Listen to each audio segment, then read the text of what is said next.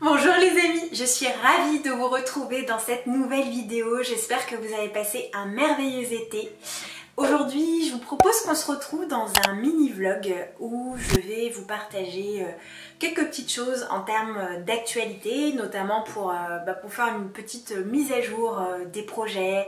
Je vais vous partager aussi une recette de cacao à la ashwagandha que je fais le matin ou l'après-midi pour me donner de l'énergie. Et puis je voulais aussi vous partager en fait les bienfaits du massage du nombril que je fais très souvent en ce moment. Et je vais vous expliquer pourquoi c'est important de le faire. Donc c'est parti. Alors déjà je voulais vous annoncer en fait la sortie de mon prochain ouvrage aux éditions Jouvence qui va sortir donc le 27 septembre sur la beauté ayurvédique. C'est vraiment un ouvrage que j'ai voulu pratique dans lequel je vous ai donné plein de conseils, plein d'astuces, plein de recettes de beauté pour prendre soin de votre peau, de vos cheveux. Je vous ai même mis une recette de cajole maison. Vous savez, c'est le soin ayurvédique qu'on met dans les yeux que je vous avais partagé dans l'une de mes vidéos sur les yeux. Je vais vous mettre le lien juste là de la vidéo. C'est vraiment un soin magnifique que je mets tous les jours dans ma muqueuse de mes yeux. Et je trouve que ça apaise énormément, notamment si vous travaillez beaucoup sur l'ordinateur comme moi. Et surtout, s'il vous plaît, si vous l'achetez sur la Fnac ou sur Amazon, laissez-moi un commentaire suite à votre lecture, c'est hyper important pour moi. Ça me permet vraiment de pousser en fait cet ouvrage, de le faire connaître davantage, et vos retours aussi sont hyper précieux pour bien l'écriture de mes prochains ouvrages. D'ailleurs, en parlant de projet d'écriture, vous le savez peut-être si vous me suivez sur Instagram ou sur Facebook, j'ai terminé la rédaction de l'oracle de l'Ayurveda qui va sortir en mai 2023, donc dans quelques mois. Nous avons passé tout notre été avec la personne qui a en fait dessiné les cartes, qui s'appelle Iris, et qui a très bien travaillé avec moi. On a vraiment travaillé tout l'été, je vous jure, j'ai passé tout mon été dessus. Ça a été très difficile et je me suis d'ailleurs un peu cramé la santé, je pense, pour écrire cet oracle, parce qu'en fait les deadlines étaient très serrés, il a fallu que je le rende rapidement, et j'ai eu 3 mois, même pas 3 mois, 2 mois pour tout écrire, donc pour écrire les 53 cartes. Donc je peux vous dire que j'ai carburé, j'ai un peu trop carburé au café aussi, ce qui m'a posé d'autres soucis dont je vais vous parler juste après. Mais ne faites jamais comme moi s'il vous plaît, c'est très néfaste. Enfin, quand je dis carburé au café, j'en ai pris un par jour, mais bon, en tant que Pitta Vata et ayant des soucis en fait hormonaux, ce n'est pas vraiment recommandé pour mon terrain. Donc voilà, du coup je vous expliquerai, mais ça a créé des problématiques au niveau de mon terrain. Mais bon, en tout cas cet oracle est terminé d'être créé. Je suis extrêmement heureuse que ça soit enfin abouti, que ça soit un projet abouti. Ça va être le premier oracle sur l'Ayurveda en France. Je suis hyper excitée comme une enfant et j'ai vraiment hâte de vous le présenter. D'ailleurs, je vais vous mettre une petite carte ici pour que vous puissiez un petit peu ressentir l'essence de cet oracle. Sachez en tout cas que je l'ai vraiment pensé comme un outil d'accompagnement au quotidien. Vous allez y retrouver énormément de conseils. J'en ai mis beaucoup. Ça sera un gros livret que j'ai un peu pensé comme un livre finalement. Un vrai guide pour vous éclairer. Donc il y aura des conseils de développement personnel, il y aura des conseils de santé, il y aura des recettes, il y aura des exercices à faire. Il y aura plein de choses. Ça sera très étendu pour vraiment que vous puissiez aller travailler dans vos profondeurs à chaque fois que vous tirez une carte. Donc vraiment c'est un oracle que vous devez utiliser en prenant le temps, c'est extrêmement important. Je vous ai expliqué les différents tirages, enfin vous verrez. J'espère que ce sera un beau guide pour vous dans vos journées, voilà, une jolie boussole pour vous aider à y voir un peu plus clair sur peut-être sur vos blocages ou vos envies d'éclairage. Alors je vous parlais de soucis de santé. En fait il y a 2 jours je suis allée passer une échographie de ma poitrine parce qu'en fait j'ai eu comme une intuition que quelque chose n'allait pas.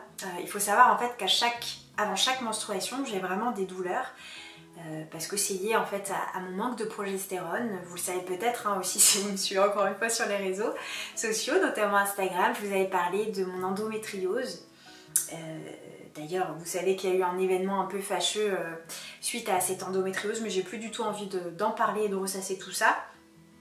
Et en fait, quand on n'a pas suffisamment de progestérone, c'est là où il peut y avoir en fait trop d'œstrogène, et aussi d'ailleurs trop d'œstrogène qui n'est pas suffisamment éliminé par le foie, donc par la sphère hépatique. C'est mon cas. j'ai un foie, je pense, qui est un petit peu paresseux et qui n'élimine pas suffisamment les œstrogènes, et du coup j'ai trop d'œstrogènes et je n'ai pas assez de progestérone au niveau de mon organisme. Donc c'est quelque chose que je corrige notamment avec les plantes.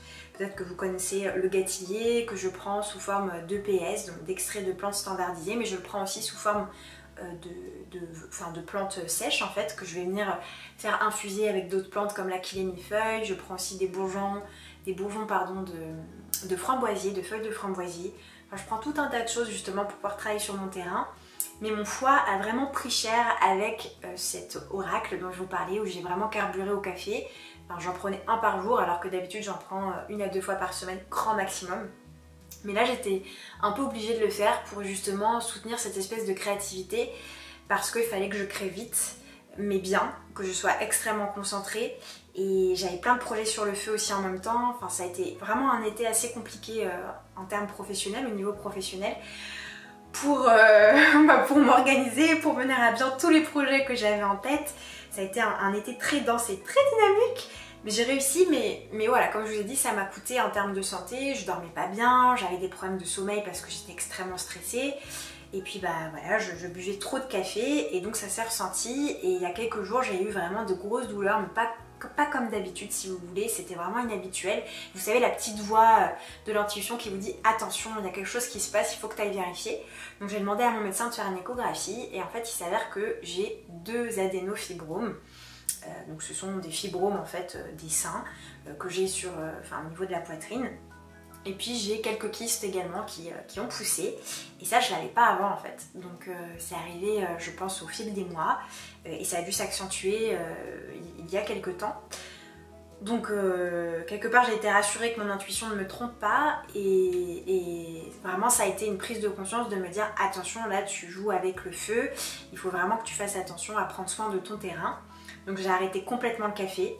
J'arrête le café complètement, même si je vais tomber certainement dans d'autres projets qui vont être assez denses et qui vont demander beaucoup de temps, parce qu'il y a d'autres choses qui arrivent sur le feu d'ici la fin de l'année 2022, avec notamment le projet de la formation sur la thyroïde que je veux faire avec des médecins. C'est vraiment quelque chose de très complet que je veux vous offrir. Ça sera une formation assez dense, assez complète. Il y a aussi l'atelier sur le visage et l'Ayurveda qui va sortir donc le 30 octobre, où je ferai un direct et ensuite je vous le proposerai sous forme de replay. Et donc il y a pas mal d'activités en cours. Et pourquoi je vous parle de tout ça? Parce que le café a fait, je pense, augmenter mon taux d'œstrogène, parce qu'il faut savoir que le café en fait peut ankyloser le foie quand le foie ne marche pas suffisamment bien. Donc je me suis reprise en main, j'ai arrêté tout ça, et puis je suis partie sur plusieurs compléments. Donc je prends, je ne sais pas si vous connaissez la grande bardane. Donc la grande bardane en fait c'est une plante pour le foie qui est très douce et qui va venir un petit peu travailler sur la stimulation du foie pour aider à éliminer les déchets, les excès d'hormones. C'est vraiment très doux, et ça donc je le prends parce que vous savez j'ai fait aussi des études en herboristerie à l'école des plantes de Paris, et c'est une plante qu'on recommandait beaucoup quand le foie est fatigué justement, ou qui ne fonctionne pas suffisamment bien. C'est une plante qu'on peut donner comme le chardon-marie aussi, que je prends sous forme d'infusion et qui reste assez doux. Et je viens de commander aussi un sirop de plante avec justement du chardon-marie, du pissenlit, de l'artichaut, pour aider mon foie un petit peu à déstocker tous les œstrogènes que j'ai dû accumuler depuis ces derniers mois. Je prends également un combo de plantes ayurvédiques qu'on appelle le Kanchanar Gugulu. Donc je ne sais pas si vous connaissez le Kanchanar Gugulu. Juste un allié formidable de la femme. C'est en fait un mélange de Gugulu, qui est la résine d'un arbre qui va venir casser les accumulations au niveau du corps. On donne aussi pour tout ce qui va être cholestérol, pour tout ce qui va être diabète, et pour les fibromes et les kystes, puisque j'ai les deux au niveau de la poitrine. Donc ça va venir casser en fait ces fibromes et ces kystes. C'est à base, donc comme je disais, de Gugulu. On va retrouver dedans du trifala, on va retrouver également du gingembre, de la cardamome, de la cannelle, on va retrouver du pipali, donc le poivre long indien. Donc c'est vraiment à base d'épices aussi, et franchement ça marche super bien. J'avais eu des kystes dans le passé au niveau ovarien, ça n'est plus jamais revenu. Et j'en ai plus du tout, puisque je contrôle au moins 1 à 2 fois par an sous forme d'échographie, et je n'en ai pas, mais cette fois c'est monté en haut. Donc le Kanchanar, très efficace pour ça. Et je prends également de la bromelaine. Je ne sais pas si vous connaissez la bromelaine. C'est en fait un extrait, ce sont des principes actifs qui sont extraits de la tige de l'ananas. Et pareil, ça va avoir les mêmes effets que le Kanchanlar Gougoulou, ça va venir travailler sur le fait de casser en fait les accumulations de tissus, donc, que sont les kystes et les fibromes. On le donne aussi pour le diabète également. Ça corrige aussi la mauvaise flore intestinale, donc ça tue les mauvaises bactéries. Ça travaille aussi sur le cholestérol. Ça a vraiment une action très large au niveau du corps. C'est vraiment à but détoxifiant et donc raclant en quelque sorte pour enlever les mauvais tissus. Et bien sûr le but aussi c'est de réduire la fabrication de ce qu'on appelle MAMSA qui représente en fait le tissu musculaire et qui est nourri par tout ce qui est viande, produits trop gras, en fait tout ce qui va aussi encombrer le foie quelque part. Donc ça c'est réduire. Voilà, tout ce qui est trop gras, l'usage de trop de gras, donc tout ça il faut que je fasse attention et que j'enlève. Produits laitiers je faisais très attention mais je vais devoir vraiment réduire à zéro. Ça va être très drastique là pendant 6 mois, je veux vraiment le faire à fond. Et de toute façon je vais faire un contrôle dans 4 mois pour être sûr que ça a diminué. Je vous tiendrai au courant de si ça a bien marché ou pas. Sachant que tout ce que je viens de vous montrer là, ça agit aussi sur les kystes ovariens ou les fibromes ovariens. Mais je ne vous donne pas d'automédication, c'est parce que je suis formée aux plantes et à l'Ayurveda bien sûr. Mais faites attention parce qu'il y a des contre-indications pour chacun de ces produits que je vous ai présentés. Donc ne le faites pas comme ça. Faites-vous toujours superviser par un professionnel pour éviter les contre-indications ou encore les interactions entre tout ce que vous pouvez prendre.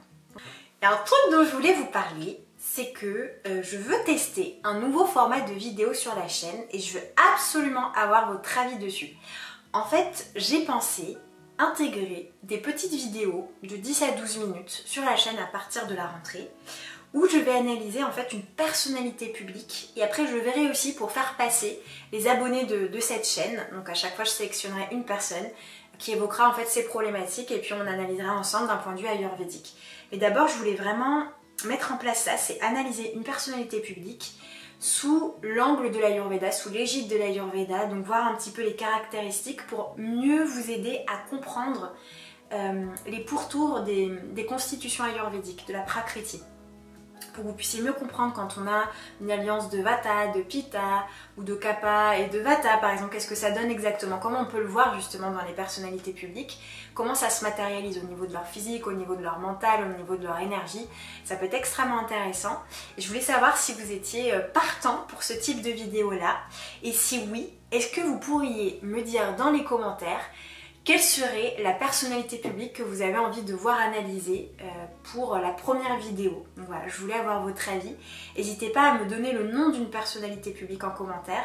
Et comme ça, je regarderai s'il y en a une par exemple qui sort du lot, qui revient souvent, ou une à laquelle j'ai pas forcément pensé. Ça pourra nourrir soit la première vidéo que je ferai, soit les prochaines vidéos. Et je pense que je vous ferai à chaque fois voter en fait à la fin de la vidéo en question. Vous choisirez la prochaine personne à analyser. Je pense que ça peut être super sympa, ça peut être très concret, avec des conseils aussi. Et on peut bien s'amuser sur ce type de vidéo ensemble. Et puis ça changera un petit peu de ce qu'on peut voir. Et c'est vraiment un sujet qui me botte et qui me donne vraiment envie de partager avec vous. Voilà, donc n'hésitez pas à me le dire en commentaire s'il vous plaît. Bon, du coup, je vais vous emmener en cuisine. Je vais vous préparer avec vous le cacao à l'ashwagandha que je fais le matin. Donc en fait, c'est un cacao qui va stimuler la créativité ou encore la concentration, qui travaille aussi sur les surrénales qui sont fatigués. Alors attention, c'est pas une boisson que vous devez prendre si vous souffrez de gastrite, de reflux gastrique ou encore si vous avez de l'hyperthyroïdie, puisqu'on a de l'ashwagandha dedans et que ce sont un peu les contre-indications de l'ashwagandha, et notamment aussi si vous souffrez en fait de maladies inflammatoires de la thyroïde, il faut faire attention avec l'ashwagandha, d'accord? Parce que j'ai déjà observé dans la pratique que les personnes qui ont notamment une inflammation de la thyroïde ne supportent pas toujours très bien l'ashwagandha. Il faut faire attention parce qu'il y a souvent aussi des excès de pitta dans le système et qu'il faut d'abord calmer les excès de pitta avant de pouvoir utiliser l'ashwagandha.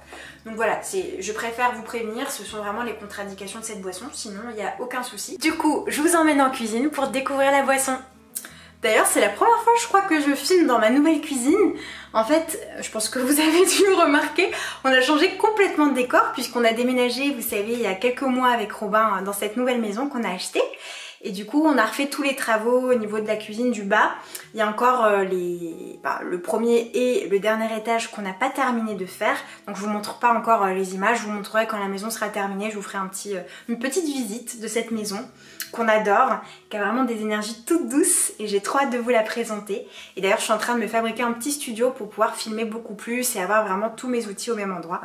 Mais bon bref, je voulais juste vous dire que vous inquiétez pas si ça change autour de moi, c'est normal. Donc pour la recette, vous allez en fait avoir besoin d'un lait végétal de votre choix. Pour cette recette, moi j'utilise du lait de riz qui est très bon donc pour la saison de l'été dans laquelle nous sommes et pour Pita notamment.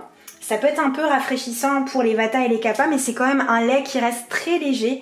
Sauf si vous avez des soucis de glycémie, faites très attention à ne pas aller sur le lait de riz. Vous pouvez tout à fait utiliser du lait d'amande ou encore du lait d'épeautre si vous aimez.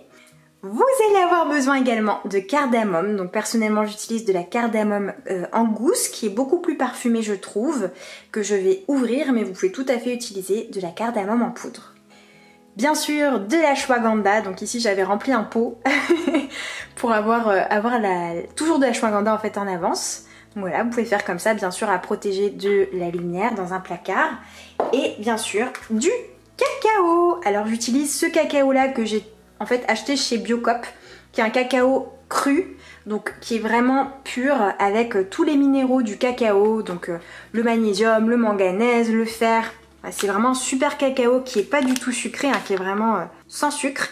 Et franchement le goût n'a rien à voir avec les autres poudres de cacao que j'ai pu goûter. Celui-ci c'est vraiment mon préféré.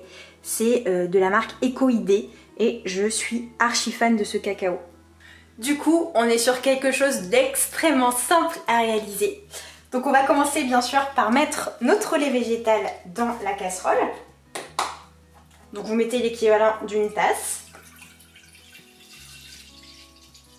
Alors je vais y mettre tout de suite en fait les gousses de cardamome que je vais ouvrir pour qu'elles puissent commencer à infuser dans mon lait. Donc je les ouvre pour que les graines puissent vraiment apparaître et puis je les mets dans mon lait.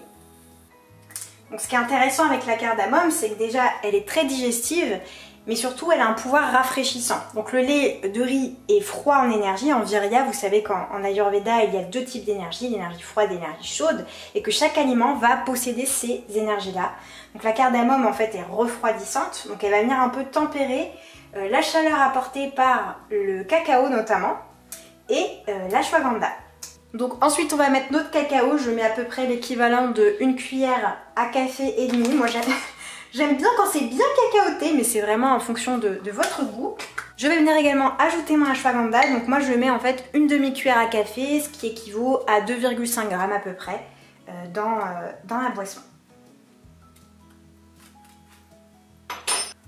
Donc je vais le faire infuser pendant 10 minutes à feu doux. J'ai mis mon feu à 5. Donc à feu doux, feu moyen plutôt, le temps que les principes actifs de la cardamome et puis que mon cacao et mon ashwagandha puissent bien s'infuser dans mon lait. Et vous aurez une boisson gourmande et délicieuse. Du coup, je vous retrouve après avoir réalisé ce latte à l'ashwagandha et au cacao, qui sent divinement bon. Et je voulais vous parler de quelque chose d'un peu plus intime. Parce que je pense que ça peut aider aussi d'autres femmes qui traversent peut-être les mêmes, on va dire les mêmes embûches en quelque sorte de santé et d'aventure. Vous le savez peut-être, hein, avec Robin en fait nous essayons d'avoir un enfant depuis quelques mois, donc on n'a pas commencé il y a longtemps, voilà, depuis 3-4 mois. Et en fait il s'avère que pour le moment je n'arrive pas à tomber enceinte. Je pense que c'est dû à mon endométriose, c'est dû aussi très certainement à la fatigue que j'ai accumulée aussi depuis ces derniers mois parce que je travaille beaucoup pour mon entreprise et parce que je suis une grande passionnée. Du coup je travaille énormément, mais ça a toujours été comme ça. Je pense que je suis quelqu'un qui travaille beaucoup depuis toujours. Voilà, j'aime travailler tout simplement. Et par moments, je pense que le corps aussi peut être un peu fatigué, ce que je ressens à certains moments et je fais tout pour l'accompagner, mais c'est vraiment une sorte de chemin initiatique. Et c'est vrai qu'avec l'endométriose, du coup, ça me fait très peur parce que j'ai fait un contrôle il n'y a pas longtemps, donc c'est pas très étendu, mais c'est un peu étendu, en tout cas au niveau d'un de mes ovaires, l'ovaire gauche il me semble. Oui, c'est l'ovaire gauche. C'est un petit peu... j'ai quelques lésions en fait sur cet ovaire-là. Donc ça réduit quand même, je pense, les chances aussi. Alors je suis assez jeune encore, mais du coup j'ai extrêmement peur de ne pas y arriver. Et ça vient vraiment me chercher dans ma féminité, dans la confiance que j'ai en la vie aussi. Et c'est pas évident de rester alignée par rapport à ça. Donc je fais tout à fait confiance. J'espère que ça arrivera, j'aimerais avant la fin de l'année. Mais vous savez, quand parfois en fait vous pensez l'être et puis vous l'êtes pas, et voilà, et il y a des désillusions qui se passent, alors on recommence un cycle et puis on espère et puis en fait ça vient pas, et c'est pas évident, et ça demande vraiment de faire confiance, de comprendre aussi son terrain, de comprendre qu'il y a des moments plus opportuns que d'autres, que c'était peut-être pas le moment, comme je vous disais avec l'été où j'ai énormément travaillé, où je pense que mon corps était assez fatigué parce que je dormais pas beaucoup avec le stress. Donc je pense que mon corps m'a tout simplement dit non, c'est pas le moment, je te protège. J'imagine que, enfin je l'ai pris comme ça, comme un mot de protection. Mais si vous aussi vous passez par ces moments de doute, de questionnement, je vous envoie plein de pensées, parce que pour l'instant on va pas encore, j'ai encore rien testé. J'ai travaillé, comme je vous disais, sur la micronutrition avec tout ce qui est carence justement pour optimiser un peu tout ça et permettre à mon corps d'être bien, mais il y a encore ces problématiques hormonales avec la progestérone qui est encore un peu trop basse, due à mon foie aussi, donc il faut vraiment que je retravaille dessus, mais ça veut dire encore plusieurs mois à prendre les plantes, et le temps qui passe, et les angoisses qui montent, et on se dit mon Dieu, mais je vais jamais y arriver. Donc voilà, j'espère vous annoncer une bonne nouvelle d'ici quelques mois, et que j'aurai cette opportunité-là de donner la vie à un être et de lui donner plein d'amour. C'est vraiment un de mes buts de vie aussi, et j'ai vraiment hâte de pouvoir le faire. Donc voilà, je voulais vous en parler parce que vous êtes plusieurs à me demander où est-ce qu'on en était, comment ça se passait. Donc voilà, pour l'instant on chemine encore, je suis encore au tout début de ce cheminement, et du soin de mon corps enfin je suis pas au tout début du soin, mais en tout cas je continue plus dans cette visée-là de devenir maman, d'accompagner mon corps avec cette endométriose et puis les petits soucis dont je vous ai parlé en début de vidéo. Ah aussi, je voulais vous dire, est-ce que vous êtes au courant que masser son nombril est extrêmement important pour la santé? Je ne sais pas si vous savez, mais en fait le nombril est appelé Nabi en sanskrit, et il y a un massage en fait qui est dédié à ce point marma, parce que ça fait vraiment partie des points marma du corps, un point vraiment énergétique très important pour l'Ayurveda. Et en fait, on peut mettre de l'huile dans ce nombril, notamment quand vous êtes stressé, quand vous sentez que votre vata est très déséquilibré, vous sentez que vous partez par exemple dans tous les sens au niveau mental, vous avez du mal à vous concentrer, vous avez plus d'énergie, vous avez beaucoup de ballonnements, beaucoup de constipation, vous avez des douleurs aussi au niveau de votre système digestif, mais même plus largement au niveau du bassin, ça va vraiment s'adresser à toute la zone du bas du corps, au niveau du bassin. Et bien le fait d'huiler votre nombril va aider en fait à combattre la constipation, à diminuer même les douleurs de règles, donc ne négligez pas cet endroit-là de votre corps quand vous avez des douleurs, mais aussi en fait à améliorer la connexion à votre être. Donc je ne sais pas si vous le savez, mais en fait quand le nombril est rentré, est très rentré, d'ailleurs c'est mon cas, quand le nombril est très rentré, ça veut dire que vous avez une grande connexion à votre corps, vous ressentez facilement votre corps, et c'est mon cas, je ressens tous les signaux, je les ressens. Et je les écoute. Et il y a d'autres personnes pour qui le nombril va être beaucoup plus ressorti, et en fait, ces personnes-là vont avoir plus de difficultés à se connecter à leur corps, à leurs besoins, à leur organisme, et donc à écouter leur corps. Donc c'est très intéressant aussi cette physiologie du nombril. Vous pourrez regarder et voir si ça vous correspond. Mais du coup, c'est vraiment une zone à huiler souvent. Et vous pouvez pour ça utiliser par exemple de l'huile de moutarde. C'est ce qu'on utilisera pour tout ce qui est ballonnement, douleur au niveau du système digestif, plus des équilibres de type kapha aussi, avec de la lourdeur quand on sent que c'est long à digérer. Sinon on peut aller sur de l'huile de sésame, ça ira plus pour les déséquilibres vata, ou encore de l'huile de rose ou de l'huile de coco si on a plus un déséquilibre de type pitta. Donc vous pouvez utiliser ces trois huiles au sein de votre nombril. Voilà, testez, dites-moi si ça vous fait du bien dans les commentaires. J'ai vraiment, je suis très curieuse de voir en fait ce que ça peut ce que ça peut vous apporter aussi si vous le faites. Faites-le le soir par exemple, avant d'aller vous coucher. Vous pouvez le faire aussi le matin, avant de dérouler votre journée. Donc du coup, je suis très curieuse de savoir ce que ça a pu vous apporter. Si jamais vous réalisez ce massage du nombril, n'hésitez pas à me le dire dans les commentaires. Je suis vraiment très curieuse de vous lire. Vous pouvez aussi d'ailleurs en fait effectuer une petite pression dessus et puis relâcher très légèrement. Ça va venir en fait le stimuler.